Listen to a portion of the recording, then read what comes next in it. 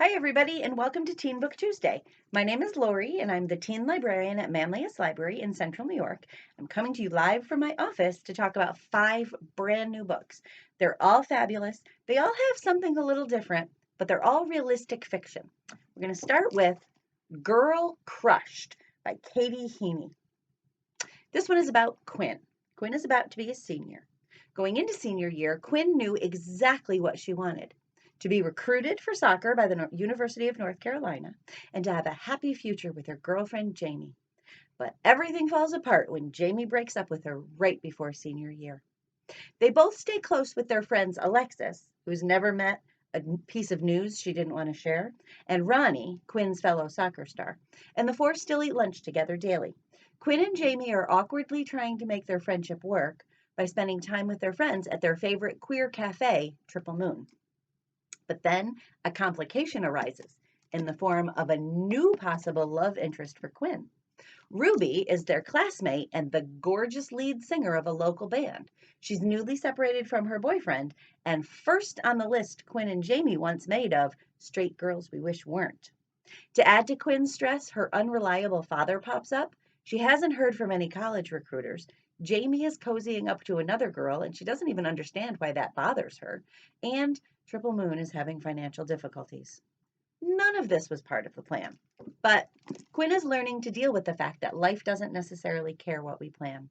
This is sweet and heartbreaking and hilarious and awkward, just like senior year. That's Girl Crushed by Katie Heaney. Next up, Amelia Westlake Was Never Here by Erin Goff. Harriet Price and Wilhelmina Everhart feel like they're worlds apart, despite being in the same year at the same prestigious girls' private school. Harriet is well off, a prefect, and a tennis champion obsessed with not rocking the boat. Wilhelmina, who goes by Will, is fiery and rebellious. She's a middle-class student who resents the establishment.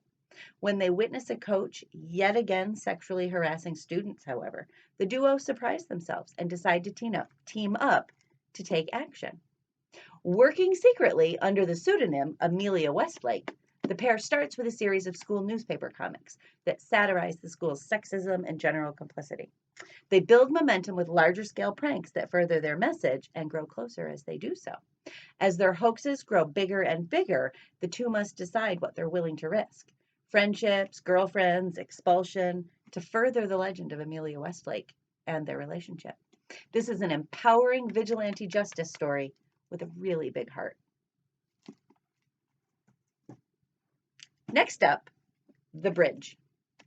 I'm going to start with my favorite quote from The Bridge. It all seems so fleeting right now, so random. How another choice could have so altered this moment and every moment forever after. This is about Aaron and Tilly. They don't know each other, but they're both feeling suicidal and they arrive at the George Washington Bridge at the same time, intending to jump. Aaron is a gay misfit struggling with depression and loneliness. Tilly isn't sure what her problem is, only that she'll never be good enough. On the bridge, there are 4 things that could happen. Aaron jumps and Tilly doesn't. Tilly jumps and Aaron doesn't. They both jump. Neither of them jumps. Or maybe all 4 things happen. This is a compelling, tender, laugh out loud funny, and very important book. I don't like to throw the word important around. I feel like it maybe turns people off from it, but this is a really, really important book. It's a very messy book, but life is messy. That's The Bridge by Bill Konigsberg.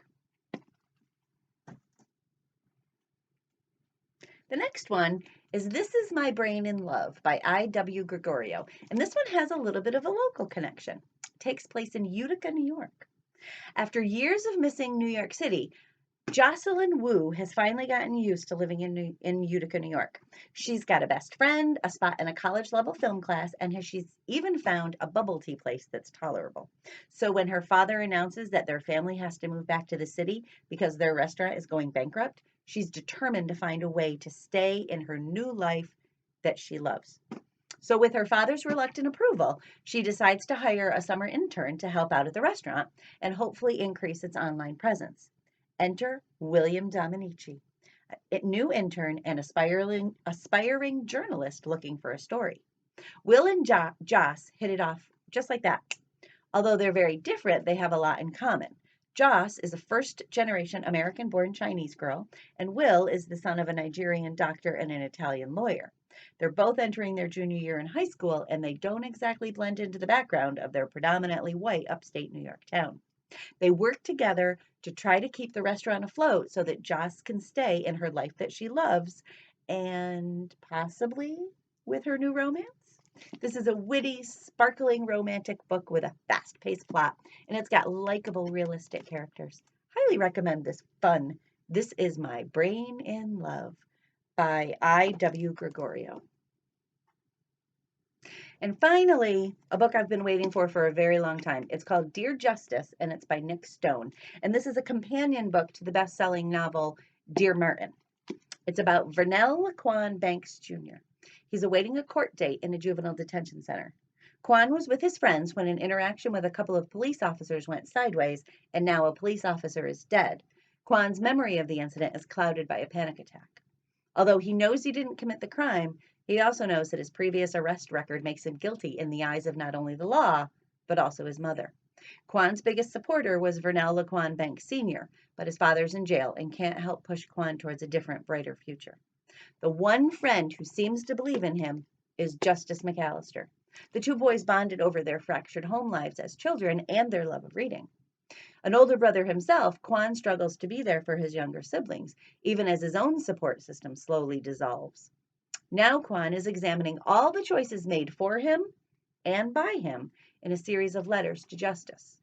As his friendship with Justice strengthens, he begins to see that a healthier support system can be rebuilt. This book explores and expands the conversation about systemic racism to include young men of color who don't necessarily fit the demands of respectability politics. The circumstances that surround them and the lack of a support system for them often limits their choices. This is a powerful, raw, painfully timely book. It's told through the lens of a Black boy ensnared by our broken criminal justice system. And that's Dear Justice by Nick Stone. And I highly recommend this. So there you go. 5 brand new realistic fiction books. I hope that you found something that you'd like to read. We have Dear Justice. This is My Brain in Love. The Bridge.